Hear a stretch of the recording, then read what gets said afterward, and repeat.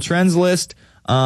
Radio show host Alex Jones interviewed the boy's mother on Tuesday, and pundits on the left and right are seizing on the story to rail against the government's unfettered power to make an innocent citizen disappear at will. Some outraged reports are claiming that the teenager hasn't even been charged with a crime.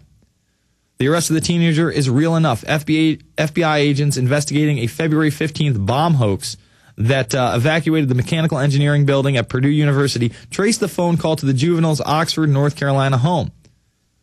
His mother served his mother with a search warrant and arrested the teen. See, they don't say they came in the middle of the night and jackbooted him. Oh, they served a warrant and arrested the teen. He's 16 years old. Now remember, the Supreme Court is now going to rule on whether they can put minors away for life. That's right, minors away for life. And then they'll just lower and lower what that standard is, you know, from serious crimes, from murder to rape to, oh, you're speaking out against the government? Terrorist, life in prison. You could be an 8-year-old kid if they pass that. It's disgusting.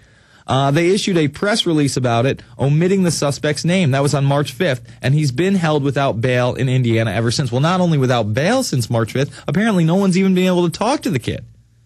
The claim is that the boy is the victim of the USA Patriot Act, though it appears that that's cut from whole cloth. While there's plenty to criticize about the post-9/11 law, see, they act like, oh, we're on your side. It doesn't contain any provision that abrogates the defendant's right to a trial. It's also not responsible for making an illegal phone call in a bomb threat. That's been a federal crime since 1939. So charge him with the crime, and then let him talk to a lawyer. That's how it should work in this country. Let him talk to his parents, but that's not what's happening. The boy's mother, Annette Lunderby, has even acknowledged, see, they act like she's acknowledged that it's not the Patriot Act, in interviews that her son has been formally charged, has a court-appointed attorney, and has already made appearances in front of a judge. No military tribunals here. On Alex Jones, Lunderby seemed to more or less admit that the U.S. Patriot Act connection was something she dreamed up on her own. Yeah, she dreamed it up. Here's the quotes they use. And they say they're charging him under the USA Patriot Act, so, well, they're not saying that, but that's exactly what they're doing. And then Jones says, well, it's in the newspaper. All of their actions point towards that, but they don't deny it either. You know, basically it just says we're nuts. We shouldn't report on it. They're not using the Patriot Act, even though, again, they came in the middle of the night. They went and got this 16-year-old boy. And, you know, whether or not he did it, maybe he did do it. He should be charged with a crime, and he should do time like a juvenile. He shouldn't be charged as an adult, I can assure you that. And who knows if he'll ever get his day in court. Mark, what's your take on this article? Well, it's interesting that Wired magazine would do that unless they're doing an investigation about or a story about the IP spoofing, which is apparently looks like what happened in this case is that somebody had spoofed this guy's IP, and through the internet you can actually make phone calls to people and caller ID spoof and make it look like it was someone else, which is, I don't know if that's even illegal anymore, but I'm sure that there's still services out there that do that. So maybe if they were doing a story about that, but it is very strange that this is from Wired magazine, who several weeks ago did a very bizarre article about the Georgia Guidestones, and then said that I had inspired the vandalism against the stones, and took a couple quotes from me out of context and put it in the article. I don't know what is happening over there at Wired magazine, but I do feel bad for this poor kid. Yeah, absolutely. All right, let's jump to a few more phone calls. Let's go to Kevin in Boston. Kevin, you're on the line. Yes, sir. Thank you for taking my call, Jason. Hello, Mark. And thank you to Stuart Rhodes for starting Oath Keepers. I was able to take the Oath Keepers Pledge at Lexington Green this past April 19th, and it was a great event. I was glad to hear you having him on to promote the future events. I encourage people to get involved in that. I also sit on my local LEPC, Local Emergency Planning Committee, and with the so-called swine, now it's the H1N1, whatever they're calling the man-made virus that we had to deal with. I'm in Massachusetts, and initially I thought it was just the Senate that had passed the bill and that it was in front of the rest of the legislature for debate.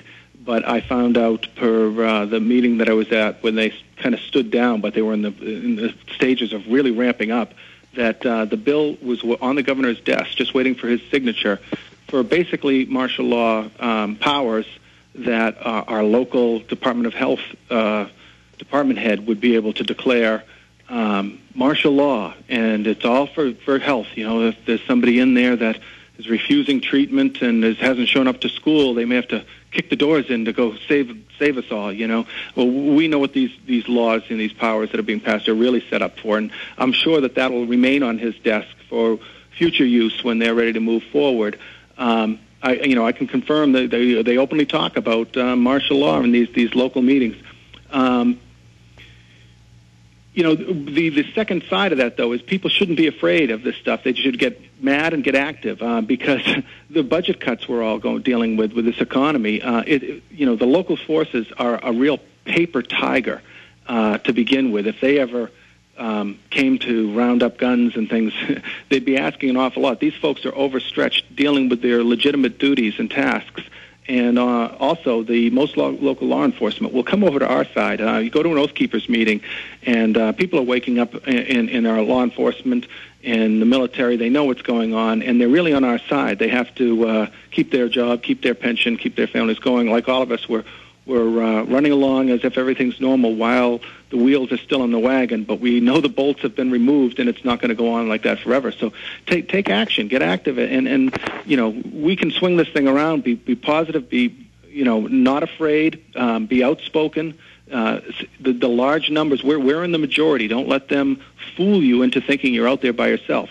Do simple things. If you're not the type to stand up in a meeting and speak, 7 million people applied for background checks, meaning they were applying to buy new guns since Obama took office. I don't know where everyone else is. Why isn't there 20 million new applications? They hear that as a vote in Washington, D.C., and people can just grow a garden and show that they're being independent, show that you're awake. And if you can't talk at a public meeting, you can talk to your friends and families. Get the Obama reception, get it out there. I did that for Easter get-togethers. I'm a converted former liberal Democrat. Big government's not being used to help each other and help our fellow citizens anymore. No, it's not used to be empowering. It's used to enslave, and I couldn't agree with you more, and I love the fact that you're showing this at Easter dinner, because I always tell people, hey, the family's around. This is the perfect time to throw in a DVD that matters to try to wake up the ones that you care about the most. I thank you for the call, Kevin. And really, Mark, this guy is speaking to what we can do as individuals, and you've had a huge success on YouTube and your actions. What's in the future for Mark Dice? Well, I just want to continue down the path, and I also want to encourage other people to do what I do, because I showed everybody how easy it was to call into these talk shows. And like I was talking about before the other break, when I first started doing this, and if you're first new to this kind of material, you start wondering, you might look up to Sean Hannity and Glenn Beck, and you start thinking, man, maybe the Illuminati and the Bilderberg Group, the Bohemian Grove are so secret that these guys just don't know about it. So that was a possibility. And I've now completely debunked that just by calling into them and addressing these issues, even in a moderate way, and showing that not only do they know about it, but they won't talk about it, they ridicule me. And even your more supposed independent hosts like Michael Savage, you can find a clip on YouTube of me calling him, asking him about the Bilderberg Group, and he doesn't want to talk about it, doesn't think it's important. And when I really got into calling into these shows years ago, I would be on hold to call in, and I would hear somebody else before me hammer Sean Hannity or Michael Savage about a similar issue. And by doing that, you're speaking to millions of people who can then just go and Google the Bilderberg Group, the Bohemian Grove, and that's what we need to do. We need to expose these people. I have some publicity campaigns that I'm trying to get out to, again, get into the mainstream press. People may know that I've had some fairly good success. What's called culture jamming is using the mainstream media against itself to get out our message. And so I have some ideas that I've been trying to do to continue down that path. And I just want to commend everybody for speaking out. And I mean, I remember years ago when talking about 9/11 being an inside job was dangerous and scary. And so it's people like the listeners and people like Jason and Alex that have made a climate so that it's easier and safe for us to talk about it, and we just need to continue down that path. Exactly. We have to take actions into our own hands. Don't wait for somebody else to burn a DVD and hand it out. Don't wait for somebody else to have a screening. Don't wait for somebody else to run for state senate. Don't wait for somebody else to become the city council member. You do it. You join Campaign for Liberty. You say, I don't like this document. You call DHS, The power's in your hands. It's the Alex Jones Show. We'll be back after this with Mark Dice. PrisonPlanet.tv, Infowars.com.